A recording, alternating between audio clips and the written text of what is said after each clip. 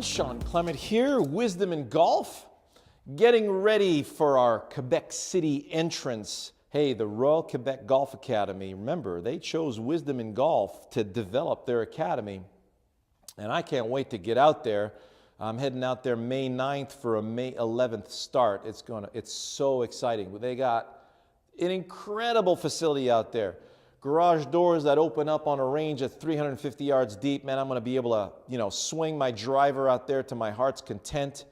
Huge short game area, bunker area, long chips, short chips, flop shot area, all that stuff.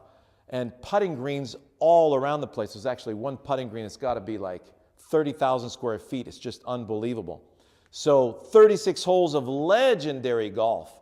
And when you come and see me, it's like $100 including lunch, and you'll be able to play one of those fabulous golf courses. I mean, it's just terrific. Quebec City is a bucket list place to go. So we're really excited about that. Hopefully Bubba will come out and play with us. That'll be awesome. And if you want a little getaway with the family, Bubba, Quebec City is just enchanting. Now, we're going to be talking about Bubba's focus, because during his interview, he noticed that, number one, his attitude. He says, I don't want my kids to see a bad attitude out there, so I'm working hard on that. Number two, his focus is so much better.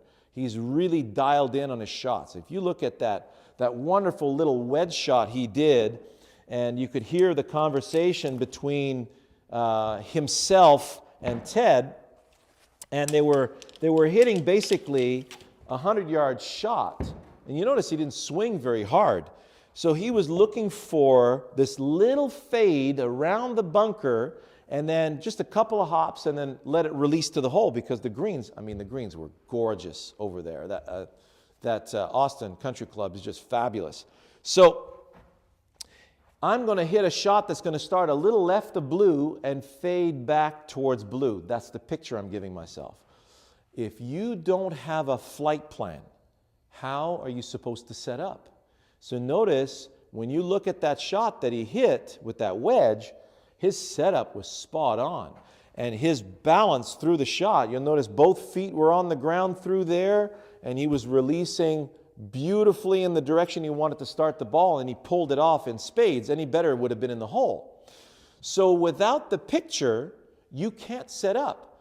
You can't get proper ball position. If you want to go lower, you got to play the ball back. You got to close the face a bit more. You want to play the ball higher, you got to move the ball forward. You got to open the face a bit more. So knowing what shot you're going to hit and choosing a flight plan and then committing to that flight plan, that is for everyone. This is what will get you from the practice tee to the first tee. Otherwise, it's just like rake a ball, whack, then the brain tells you, hey, that was a wedge or it wasn't a wedge. That was all right, decent contact, nice height. So you grab another one and you whack it again, and it doesn't go in the direction that you want. And you go, well, something must have been wrong. Well, if you didn't have a direction to put it in the first place, how do you know it was wrong? You don't.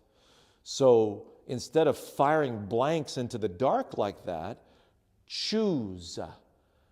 That's the flight I want to go. I want to go left edge of the blue, right there. I'm going to play the ball a hair forward in my stance for the fade, and I'm going to release in that direction. So a nice soft release in that direction. That doesn't fit. Notice the takeaway? That fits left edge. That fits left edge. That released left edge. So notice how when I stay with my shot, I know I have a direction here. I use an intermediate point. It's very important to use an intermediate point. Now I can just stay with it. Left edge, release left edge. Yep, that went left edge, and that was the shot that I was looking for. So choose a flight plan. So out of 36 full swings on the golf course, here is the most important statistic that we keep harping on. And it has everything to do with your focus. You chose a flight plan. You made sure that your setup matched the flight plan.